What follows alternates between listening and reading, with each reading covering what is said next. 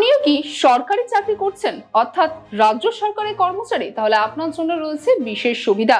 তেমনটাই ঘোষণা করলেন রাজ্যের মুখ্যমন্ত্রী মমতা বন্দ্যোপাধ্যায়।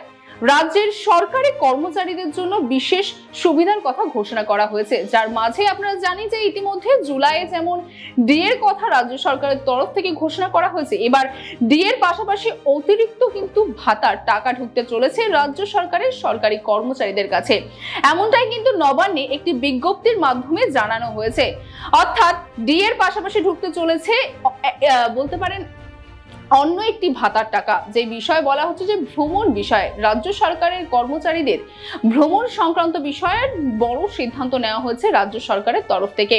এই ভ্রমণ সংক্রান্ত বিষয়ে মূলত আপনাদের জানিয়ে রেখেছে রাজ্য সরকারের কর্মচারীরা, যেমনটা আমরা জানি যে প্রতিটি কর্মচারী কিন্তু মূলত ট্রেন এবং প্লেনের কিন্তু যে ভাড়া, সেই ভাড়া নিয়ে কিন্তু একটি টাকা কিন্তু বরাদ্দ করা হতো, যেটা তাদেরকে দেওয়া হতো। তবে তার পাশাপাশি আপনাদের জানিয়ে রাখি যে গাড়ি সংক্রান্ত কিন্তু কোন রকম কোনো ভাতা বা এক্সট্রা টাকা কিন্তু রাজ্যের সরকারি কর্মচারীদের দেওয়া হতো না।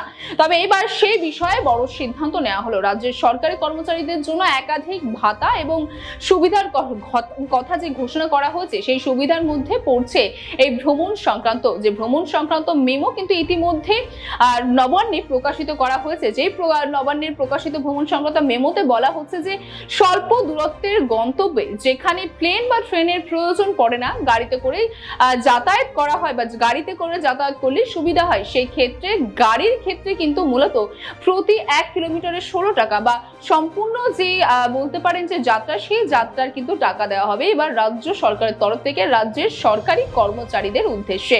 এবং তার পাশাপাশি কিন্তু আরো জানানো হয়েছে যে রাজ্য অর্থ দপ্তর থেকে একটি বিজ্ঞপ্তি যে জানানো হয়েছে, সেই বিজ্ঞপ্তির মাধ্যমে এই ভ্রমণের ভাতা কিন্তু দেওয়ার জন্য দপ্তরগুলিকে অর্থ দপ্তরের কাছ থেকে কোনো রকম কোনো অনুমতি কিন্তু নিতে হবে না এবং যে কোনো দপ্তরে কিন্তু নিজেদেরই ওই অর্থ অনুমোদন করতে পারবে।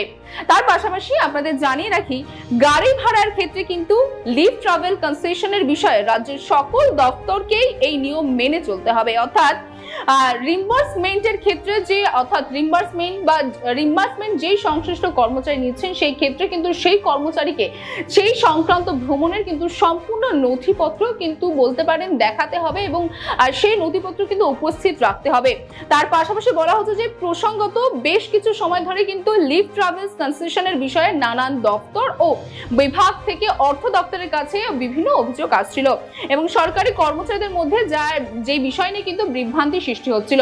তবে এইবার কিন্তু বলতে পারেন যে ভ্রমণ সংক্রান্ত মেমো যেটি ইতিমধ্যে নবান্নতে কিন্তু দেখানো হচ্ছে বা যেই নির্দিষ্ট মেমো জারি করা হয়েছে, সেই মেমোতে কিন্তু এই সম্পূর্ণ ভ্রমণের বিষয়টি পরিষ্কার করে দেওয়া হয়েছে। অর্থাৎ এবার থেকে ট্রেন তার পাশাপাশি প্লেনের পাশাপাশি গাড়িতেও কিন্তু ভ্রমণের টাকা পাচ্ছে রাজ্য সরকারের সরকারি কর্মচারীরা।